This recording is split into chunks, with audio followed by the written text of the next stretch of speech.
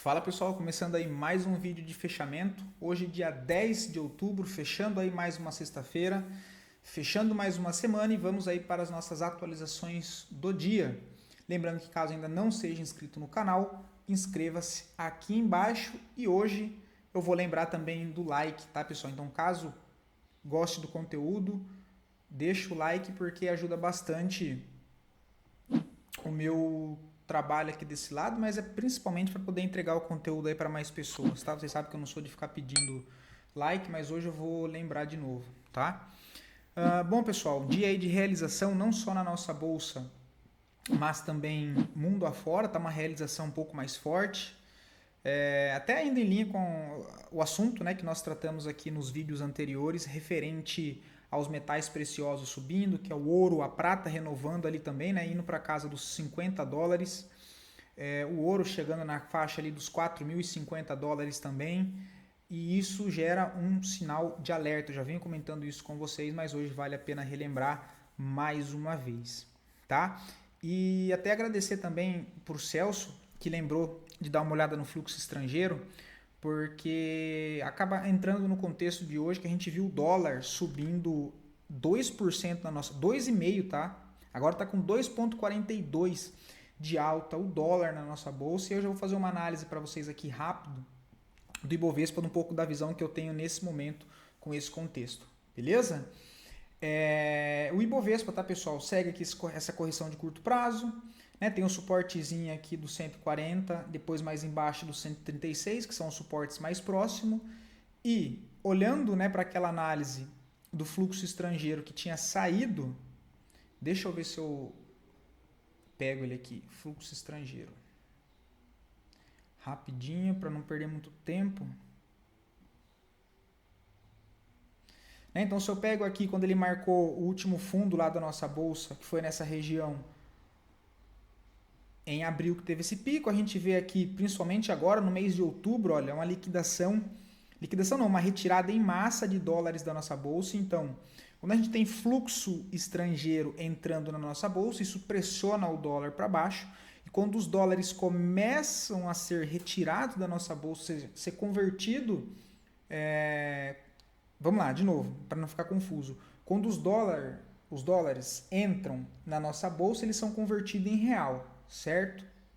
Pressiona o dólar para baixo, que foi o movimento que a gente viu, o dólar numa tendência de baixa há alguns bons meses, tá? E usando como referência aqui o mês de abril, que teve esse fluxo maior de entrada de capital estrangeiro na nossa bolsa, pressionando o dólar para baixo, e nesse momento onde o dólar começa a ter uma pressão muito forte de saída da nossa bolsa no mês de outubro, isso pressiona o dólar para cima. Olhando esse cenário e agora pelo menos a minha visão um pouco mais negativo, um pouco mais travado, o sentimento passa a ser um pouco mais de baixa, pelo menos na nossa bolsa nesse momento.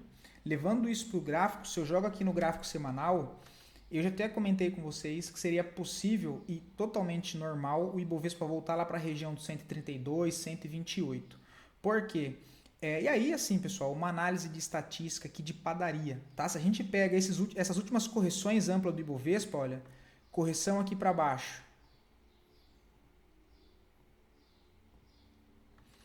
ele corrige 21%, mais correção ampla aqui nessa outra movimento para baixo, 19% de correção, mais um movimento curto aqui, olha, 10%, mais uma correção aqui,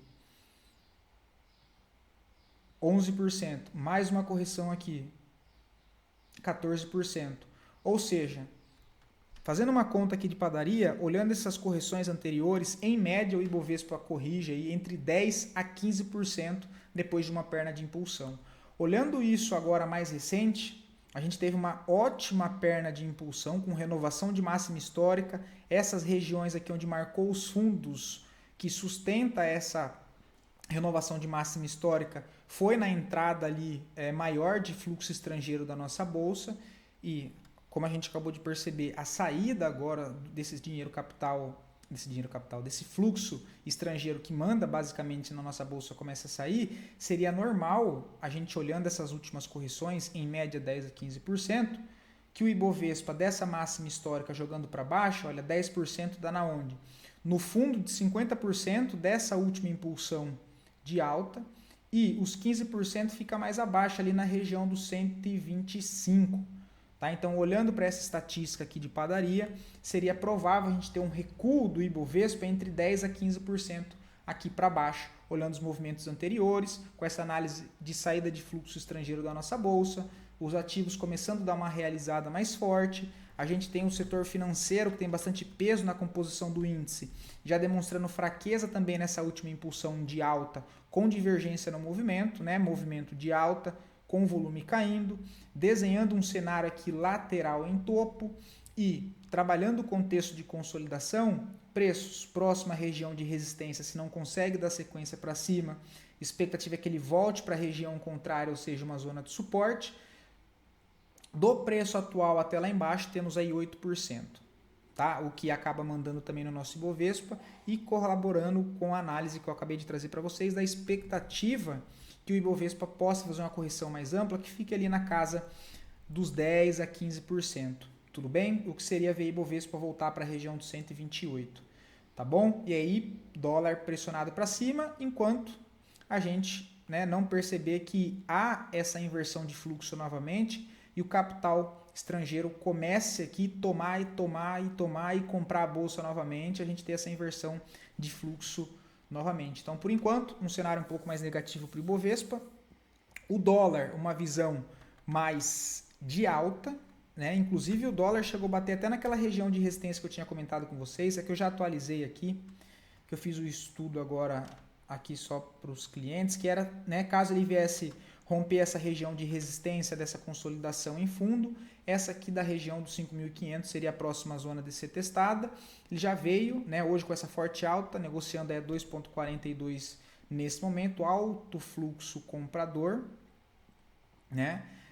Próximo alvo é a região dos 5.600 e depois a região dos 5.700. Então eu começo a pensar agora a partir desse momento, qualquer correção no dólar, lá para o intraday, por exemplo, começar a procurar por compras de dólar, tá?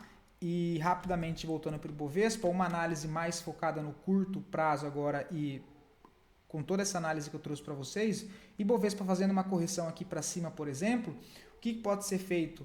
Você pode tomar, né, ou seja, comprar put de BOVA11 nessas regiões de pullback de Ibovespa, acreditando numa correção aí mais para baixo, tá? E aí tentar pegar alguma put, comprar alguma put de BOVA11 para uns 2, 3 meses, tá?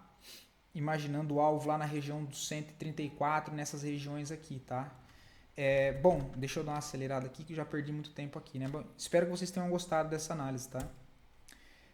O dólar agora pressiona para cima, tá? Alto fluxo comprador, próximo alvo a região de 5.600, tá? Não vou me estender muito aqui, mas eu comentei que quem gostaria de comprar dólar, por exemplo, como forma de proteger a carteira e não pensando em trade, aqui seria uma boa opção, lembra?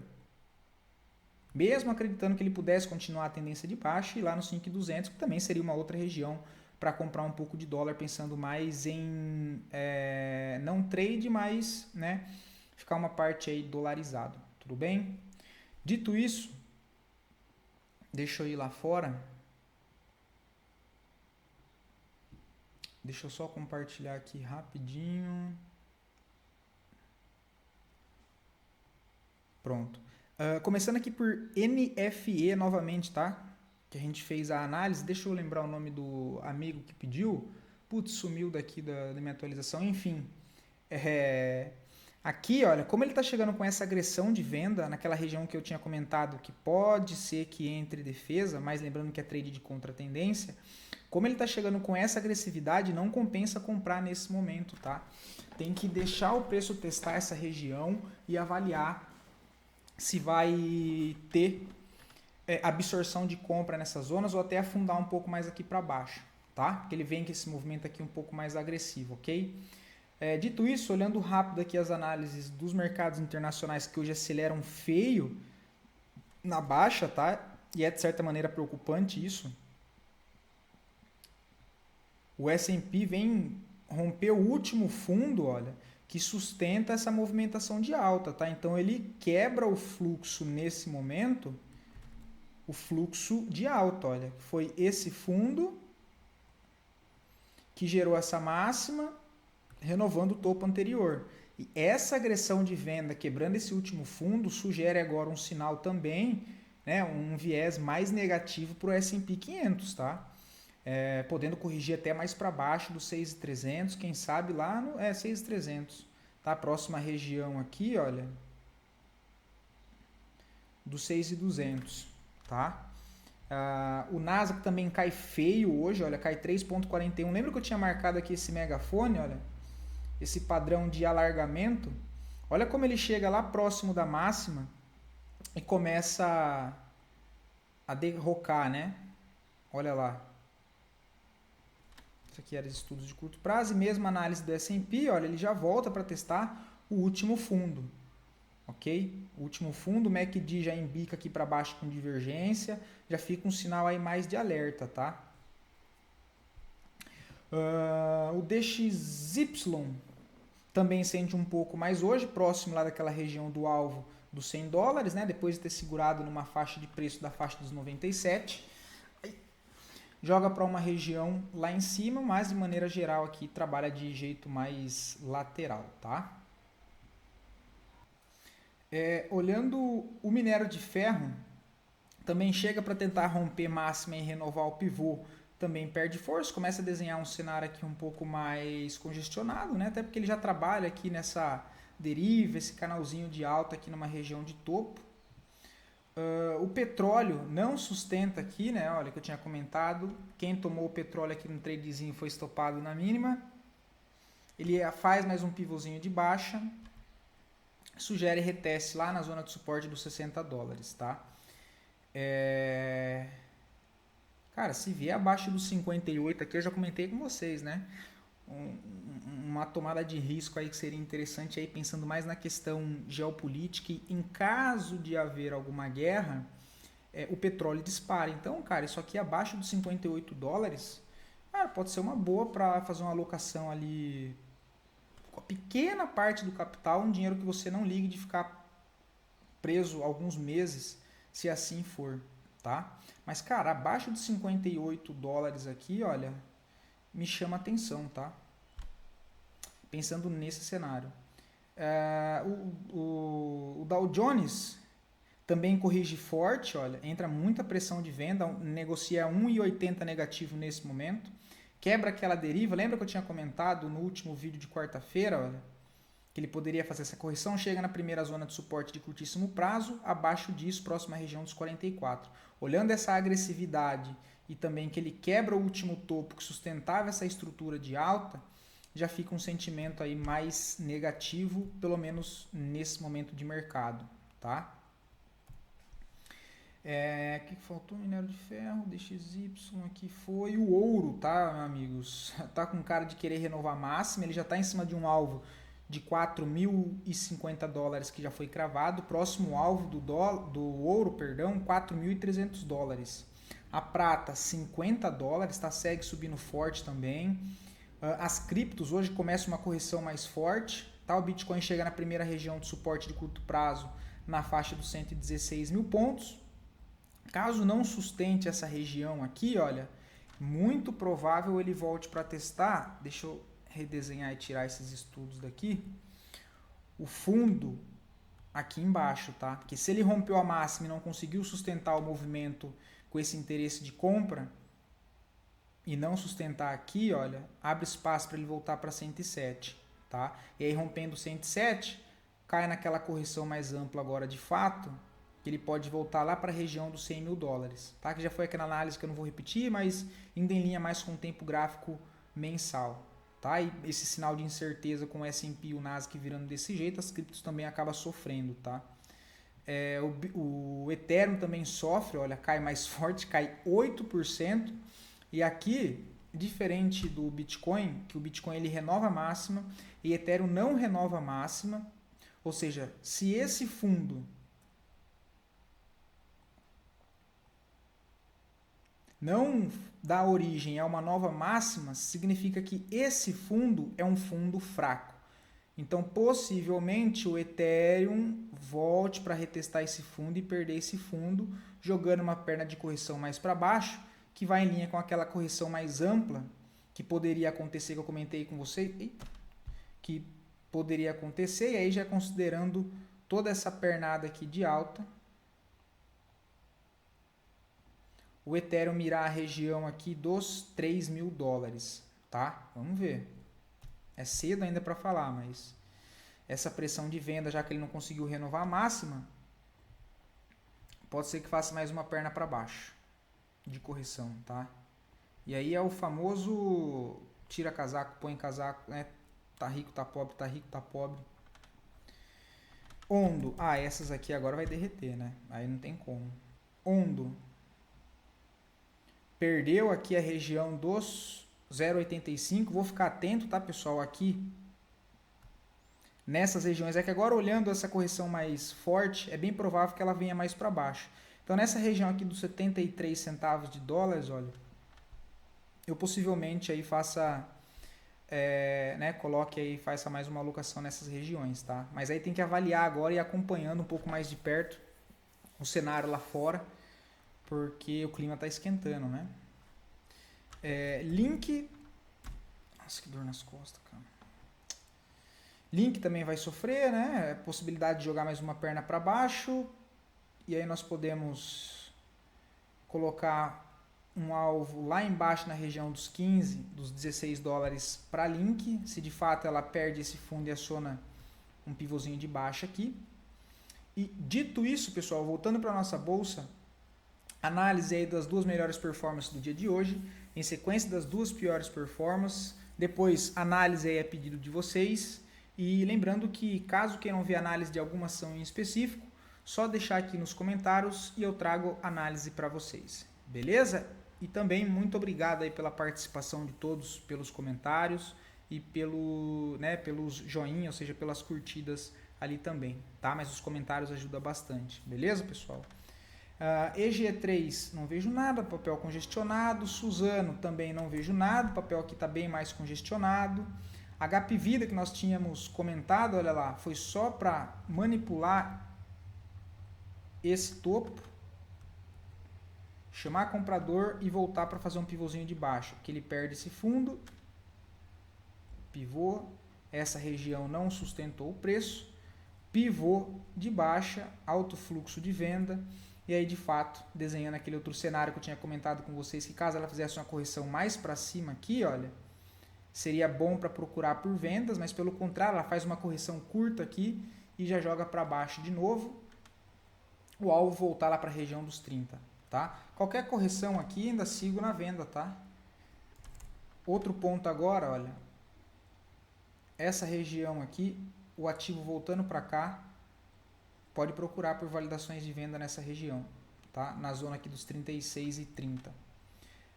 CSNA3 também corrige mais forte no dia de hoje, 6%, ela não consegue renovar a máxima por enquanto com essa tentativa de impulso, o que significa que esse movimento então ele é um movimento fraco, ele não consegue renovar a máxima do último topo que gera a nova mínima, tá? Então fica o movimento aí mais fraco e nesse primeiro momento eu passo as oportunidades de compra em qualquer lugar de CSNA3, a menos que ela deixe uma validação maravilhosa, que por enquanto não é o mais provável. Muito pelo contrário, tá? A partir desse momento o papel corrigindo para cá, olha, eu começo a procurar mais por vendas. Região de 8,42, dependendo de como o preço chegar nessa região aqui, procuro mais por venda, tá? Olha, aumento de fluxo vendedor, quebra no último... esse aqui é um fundo falso, porque ele não gera máximo, então o fundo mesmo do ativo tá aqui, olha. Esse fundo aqui, né? Ó, ele já quebra aqui, qualquer correção para cima eu vou procurar por vendas. MYPK3, cara, não gosto do ativo, tá? O papel bem congestionado, ele já trabalha dentro de um range aí amplo, tá? Que tem zona de suporte nos 9,20, região de resistência R$16. Não acho nada interessante no papel, tá? MEL34, deixa corrigir, tá? O ativo não demonstra recuperação em cima dessa região de suporte. Até tenta reagir ontem, olha, sobe bem, mas hoje entra muita pressão de venda. Então, olhando para esse cenário desse movimento de impulsão, olha, que tem uma característica de impulsão, agressividade, quebra desse fundo, deixa eu já tirar essa FIBO, quebra desse último fundo, característica de impulsão, essa compra aqui, olha,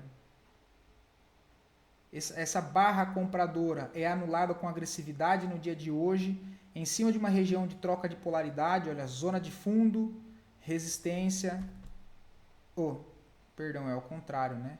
Suporte, volta para fazer o reteste, olha, região de resistência, troca de polaridade, perdendo esse fundo, aciona um pivôzinho de baixa, já começo a desconsiderar essa região de interesse e a possibilidade do papel jogar lá nos 86, desenhando aí um cenário de retângulo de incerteza no movimento também e anulando a primeiro momento qualquer oportunidade de compra no ativo, tudo bem?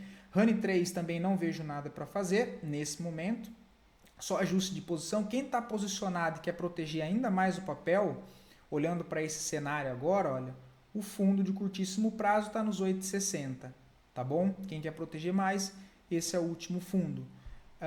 Zona de possibilidade agora de suporte pro papel, cara, tem que olhar os últimos fundos, tá? Então fico atento mais no 7,40, não significa que eu vá comprar nessas regiões, são só pontos para ficar aí atento no ativo, tá? Essa região aqui debaixo do 6,70 e eu vou considerar não esse fundo, mas esse aqui embaixo, toda essa região aqui, ó.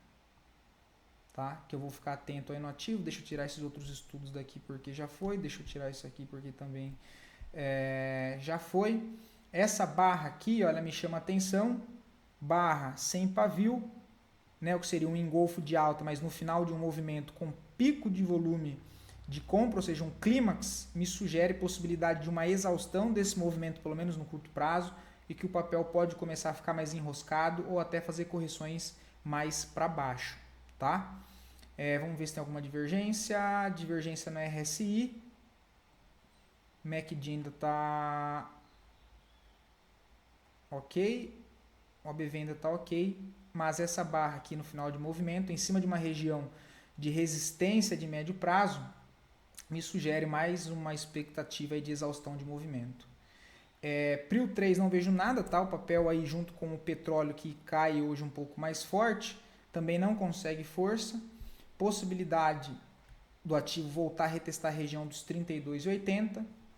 Perdendo essa região, abre espaço para voltar lá para os 29. Também não vejo nada, tá? A Loop 4, não vejo mais nada para fazer. Tem um stop aqui de segurança no médio prazo, que é os 9,15. Tá? O último fundo que validou essa máxima. 9,13 e é só ajuste de posição, mesmo a manutenção, tá? Porque não vejo mais nada no papel. Porque eu posso considerar, olha, ele faz o rompimento aqui. Renova a máxima. Ele tenta renovar essa máxima. Tenta não, né? Ele renova essa máxima. O fundo que gera essa nova máxima foi esse daqui, que é quebrado com esse movimento, o que me sugere, né, a fraqueza desse movimento. Porém, olha, ele não tem muito interesse de venda aqui, tá? Então, assim, o papel pode ficar um pouco mais lateral. Eu ia comentar de possibilidade de venda, mas cara, essa força compradora aqui não me chama atenção para venda não, tá? É mais ajuste de posição mesmo. E mesmo que ele caia, aqui eu não quero tomar risco nesse momento não, tá? Mas o papel ainda dentro de um movimento de alta principal, mas com a possibilidade de começar a desenhar aqui um movimento lateral, tá? Anima 3 não acho nada, papel bem feio. Asa 3, setor de consumo, é o que mais sofre nessa retirada de dinheiro, né? Já é um setor caótico, também não vejo nada. Possibilidade que eu vejo agora é de testar os 21,30, tá? E aí é claro que dá para pegar alguns trades de contratendência, né? Porque o papel, pelo menos não é o mais provável que ele caia em linha reta, mas não dá para ficar queimando ficha, tá, pessoal? Então, nesse momento eu não vejo nada, ok? BBAS também não vejo nada, testa a região de resistência, perde bastante força. XU 4 para médio prazo, eu comentei que eu gostava bastante do papel, mas ele já está há um tempo aqui, ó, ele ainda não tem interesse pelo ativo, tá? Eu não vejo interesse pelo ativo, eu não vejo volume comprador no papel, pelo contrário, o aumento de fluxo de venda, então não acho mais nada interessante aqui, tá? Deixar o papel trabalhar e aí esperar por alguma confirmação agora no gráfico, dado que esse cenário é um pouco mais negativo com retirada de fluxo estrangeiro da nossa bolsa, tem que aguardar uma inversão de fluxo onde eu me sinta mais confortável para voltar a buscar por compras, pelo menos para médio prazo nesse momento. Então não vejo nada. Guard 3 também não vejo nada, tá? Se fazer um pullback aqui para cima, olha, avaliar como vai ser feito esse reteste, dá para tentar uma venda nessas zonas. Cash 3 não vejo nada, PL3 também não vejo nada nesse momento, tá? E é isso, pessoal. Só lembrando alguns ativos que eu tinha comentado na venda com vocês, olha lá, Cogna está com 4,70, segue o movimento aí de baixa. Sabesp também segue o movimento aí de baixa, está com 4% já, que eu tinha comentado com vocês, do contexto de venda. Sapri11 também, Sapri11 1,33 e ainda está rolando, tudo bem? Bom, pessoal, fiquem aí com Deus, bom final de semana e bom descanso para todos, um abração, tá?